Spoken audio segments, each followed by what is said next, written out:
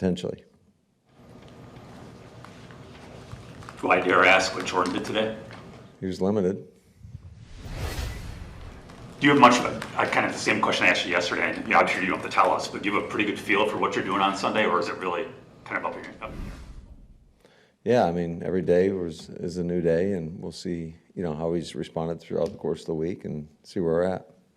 So not to rephrase Bill's question, but do you know what you're doing, and I respect your right to not tell us, but do you know what you're doing and you're not telling us, or do you not really know what you're doing at this point? I never know what I'm doing.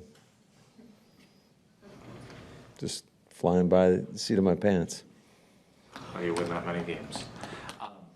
I am curious if you are encouraged by what you saw from him throughout the course of the week in his limited capacity. I think anytime he's out there, I mean, that's encouraging. So, but again, we'll see.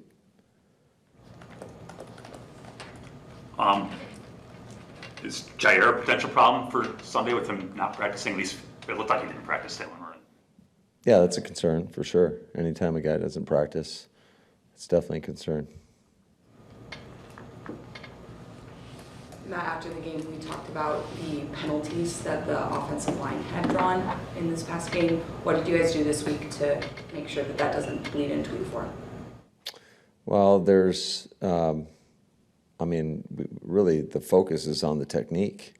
We got to do a much better job of refining our technique so that we don't get put in those situations. So that's been a point of emphasis. I would say it's always a point of emphasis, but you just probably sound like these annoying parents that keep nagging on the guys about the importance of that because it costs us. I mean, it's we had a stat today or whatever. I mean, by all the penalties throughout the course of the year, it's cost us 2 touchdowns and 120 plus yards. So, yeah, we've got to do a much better job. Some of them happen. It's just you got to learn from your mistakes. You can't make repeated mistakes, and that's unfortunately we've struggled with that.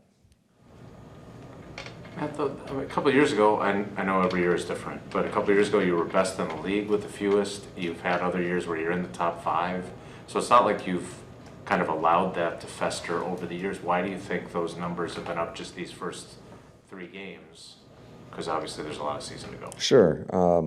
Well, I do think when early on in our tenure here, we had a lot of veteran players, and I think that has something to do with it. Guys that have had a ton of games under their belt, and I think there's a learning curve for younger players, and we just got to make sure that we show improvement from week to week, especially in some of the areas that we have to clean up.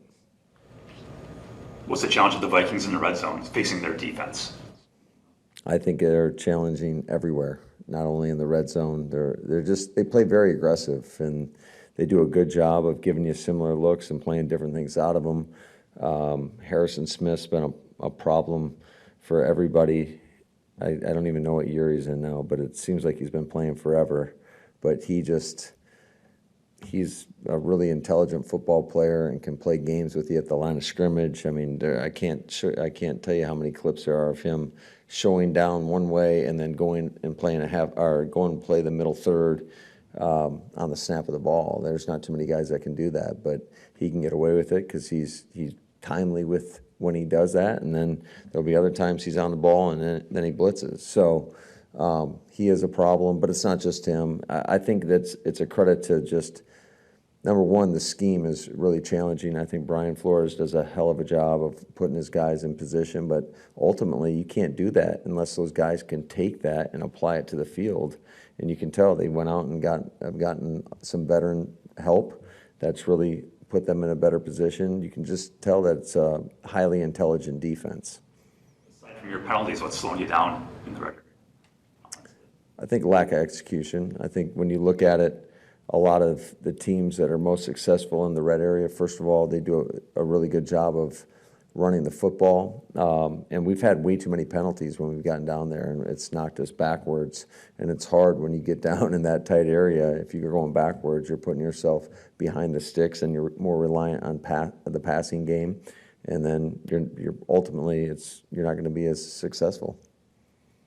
Matt, I'm curious, this Brian Flores defense, when you look at it, is it kind of a combination of different defenses? And I know he spent a lot of time in New England under Belichick, but is it more that combination of different things, or is he really doing something that's just never been seen before? No, I think it certainly is some of the stuff that they've done in New England. I think a lot of the too high stuff, but what they've done is done such a great job of marrying it with the pressure looks, plus the versatility with their personnel. I mean, they could have what we call a penny package, which is basically 5 bigs out there, and then line up in a 4-down front, and vice versa. So, just the versatility within all their different personnel groupings, whether it's base, nickel, penny, dime, they play a lot of different personnels, and they can get in similar fronts and coverages interdependent of those personnels. And I think that makes it easier on their players,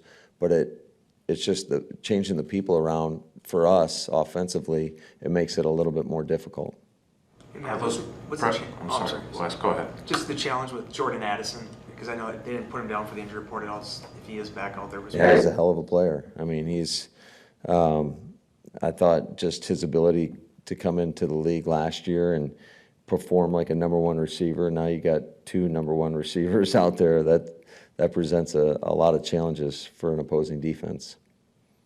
Pressure looks you were talking about, is that a carryover of what Zimmer used to do when he was there? No. It's different. I mean, there's some similarities with every defense in some regards, but the similarities are with what Harrison does, I would say. But a lot of this showed up in his time in Miami as well. So it's not like, I just think it's been refined. I think it's very sound, yet at the same time, they can get after you, obviously having 16 sacks on the season.